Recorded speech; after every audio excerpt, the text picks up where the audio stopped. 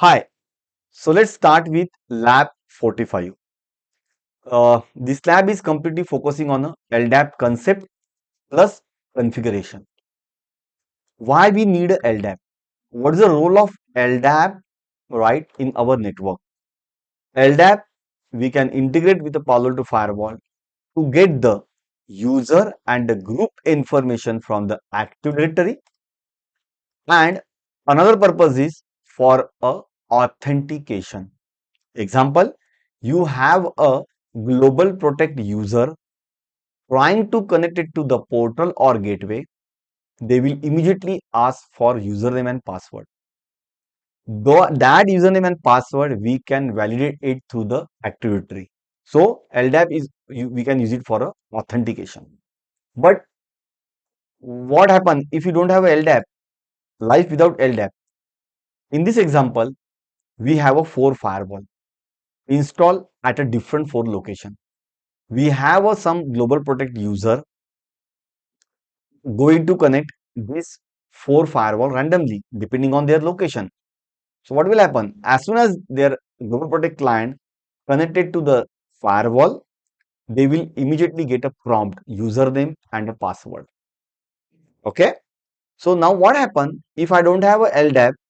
I have to create a user on all my firewalls, same user with the same credential. It's a manually. And of course, I have to create a group as well. So it's a local database which we are going to configure on our firewall. How to configure? Look at over here, right?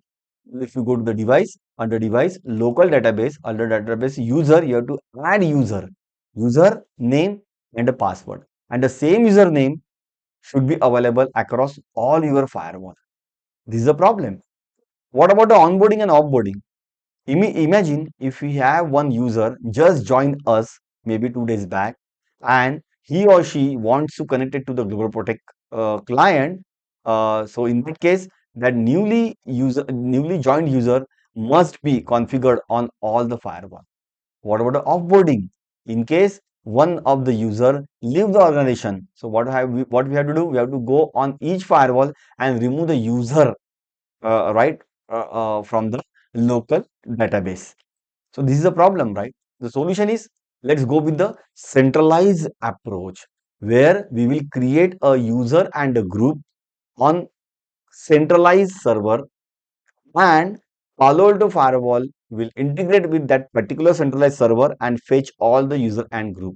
So now that centralized server, we call it as a Active Directory, right? So what we used to do, right? We will go and configure the user on the Active Directory server. Okay, so this is our lab Active Directory server, and look at over here, right? You will see all the users and the group we have configured on our Windows Active Directory server. So with the help of LDAP, your firewall will go and fetch the user and the group information from Active Directory. Even though if you have configured LDAP for authentication, so end user, right, or I can say Global Protect client will submit the credential to the Palo Alto firewall, and Palo Alto firewall will validate those credentials with your Active Directory with the help of LDAP. So basically, right, whenever you integrate your LDAP, right, how to integrate the LDAP? Let me show you the path. Under device, you can see the server profile. Under server profile, you will see the option LDAP, and from here you have to add a LDAP server profile. Okay. So basically, Palo Alto firewall always initiate the LDAP connection through its management plane, right? So when my Palo Alto firewall trying to reach LDAP server, in that case, my source IP address is a my Palo Alto firewall management interface IP, and destination IP is my LDAP server. So there are two types of LDAP we can configure. One is a non-secure, which is typically work on port number 389, and a secure LDAP work on a 636. Okay. Now, if you have configured the your instead of LDAP IP address, if you have configured the LDAP FQDN name, so your Palo Alto firewall must configure with a DNS server. Okay, so that your LDAP FQDN will get resolved for a IP address. Okay, so let's move on. Imagine you have a LDAP server resides in your data center and your firewall at a regional office. And between regional office and your data center, you have a firewall.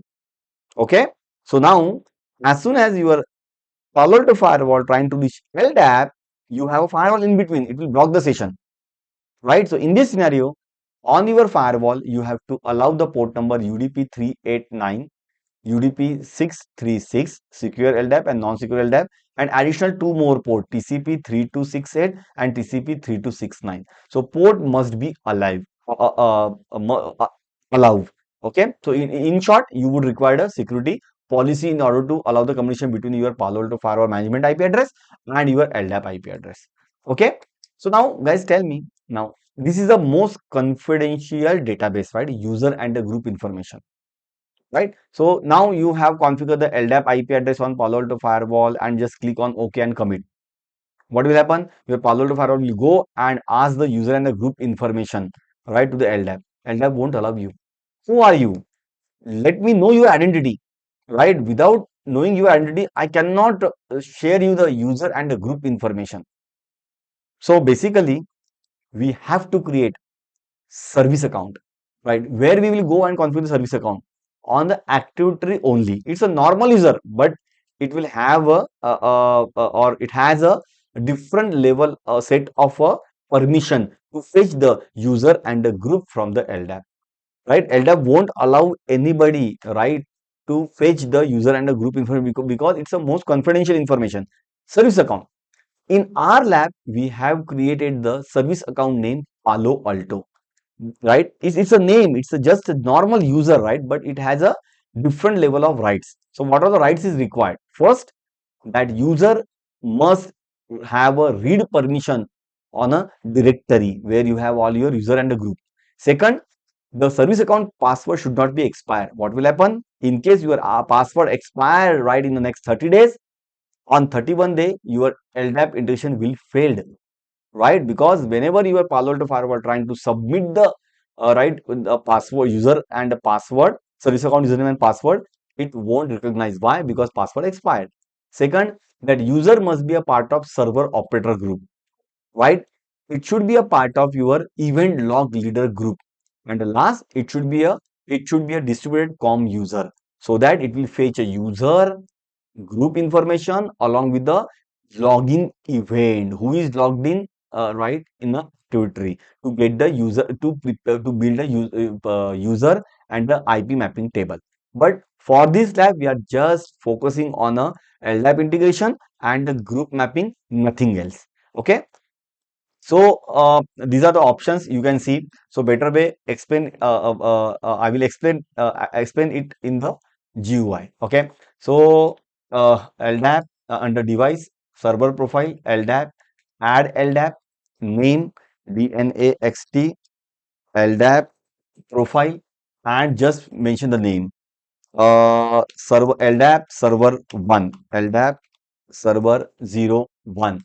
Maximum 4 LDAP server you can configure under one profile. If you have a more than that, you have to go and create another profile. Okay. So server IP address, right, 192.168.1.105 and the port number 389. Why? Because I have configured the non-secure LDAP on my Active Directory server. That is the reason I have configured the 389. If it is secure, you have to change the port number, by the way, guys, right? If it is secure, you should go for the your port number 636. Now next, LDAP, right? Type. What is the type of LDAP? Is it Active Directory, eDirectory, Sun Solaris or other? No, I am using a Active Directory, Microsoft Active Directory. Base DN and the bind DN. Base distinguished name and a bind distinguished name, right? Bind DN means your service account, right? In our case, the service account name is PaloAlto.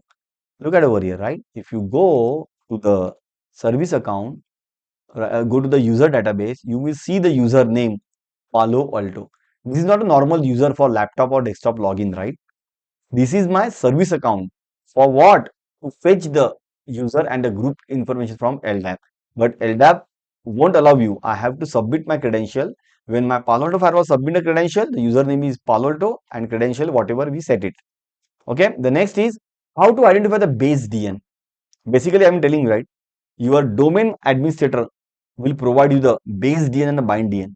But if you want to know more about it, right? Simply, if you have access to the Active Directory, read only access, or if your laptop is a part of domain, go ahead and run the command in the CMD. Go to the CMD, right? I don't know what is my base DN, what is my bind DN, right? So what I will do, right? I will go to the my Active Directory or on the laptop or the domain join laptop, we go to the CMD and the command is ds query name and ds query user space hyphen name PaloAlto. Look at over here, right? So now as soon as I fire this command ds query, right? CN common name is equal to PaloAlto means service account name. CN it's a user. DC means distinct domain controller. DNANXT.com, the DNXT and DC is equal to com. So guys, just pick this up, right? So let's go to the your firewall and the base DN DC is equal to DNANXT, comma DC is equal to .com. Perfect. I'm telling you, right? This information can be provided or should be provided by your domain administrator. What is bind name? Bind name. You can mention this, right? CN is equal to PaloAlto, CN is equal to user, and then BC is equal to DNXT. You can mention it over here. Let me see if I have copied this. No. Okay, no problem. I have it. VPN DS group. Yes. Okay. Bind DN. You can mention like this. CN is equal to PaloAlto, right? There is another way, right? If you don't want to mention, right, entire domain name and then com, just simply mention the PaloAlto at dnanxt.com. It works. Email address also works. Okay. This is another method, right? But we'll go with the CN is equal to PaloAlto. And whatever user, whatever the password you set it for the PaloAlto user, just mention the password. Okay, and just uncheck the required SSL TLS secured because we don't have the secure LDAP. We have just configured the simple LDAP server. Just click on the OK. Okay, this is guys LDAP profile.